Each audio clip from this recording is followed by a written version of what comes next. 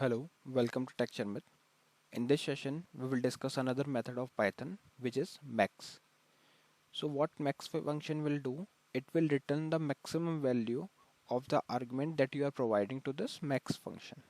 Okay, so there are four scenarios we have noted down here. So one by one, we will discuss each and every scenario, and then we'll see the output.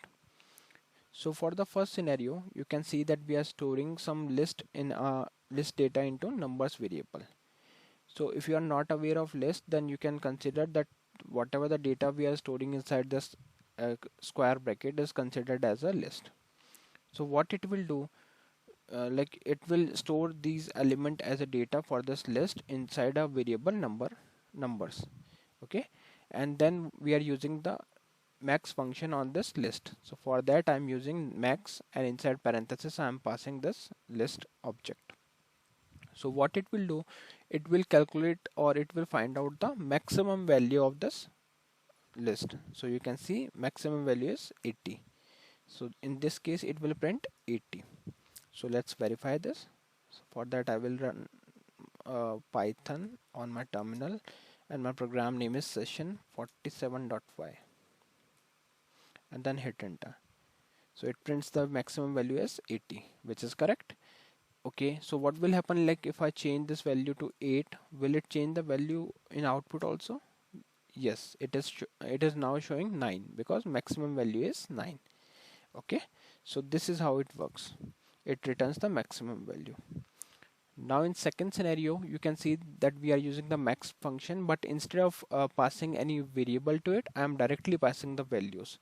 So these are some values, and let's say if I make it as 90, so what it will do, it will check for the maximum value in these values and return the maximum value. So if I run this, so it is returning 90 for the second scenario, which is correct because now it is looking for the maximum value inside these numbers. So here we are not passing any object or any variable. Here we are just passing the values directly.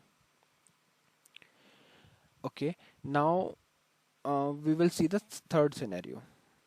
For third scenario, we are storing the strings in a list which is as apple, banana and cherry, and then we are using max function on strings. So what it will do, it will check for the lexicographical method, means it will identify the maximum value with lexicographical methodology. So there is one methodology through which we can identify which character has the maximum value.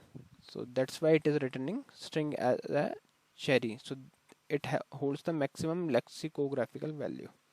Okay, now look at the fourth scenario. On fourth scenario, we are using tuple. So yes, we can use a max function with list as well as with tuple also.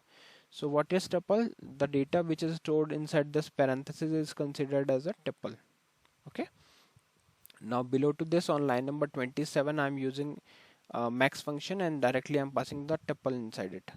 So what it will do, it will check for the maximum value. Let's say we make it as 50, and if I rerun this program, so output will get as 50. So let me show that. You can see it is returning 50. Okay, so yeah, these are the some ways through which we can use max function. Basically it returns the maximum value of the object that you are providing it to max function as an argument. I hope this session is clear to all of you. In the next session we will discuss few more things. So thank you for watching Tech Sharmit.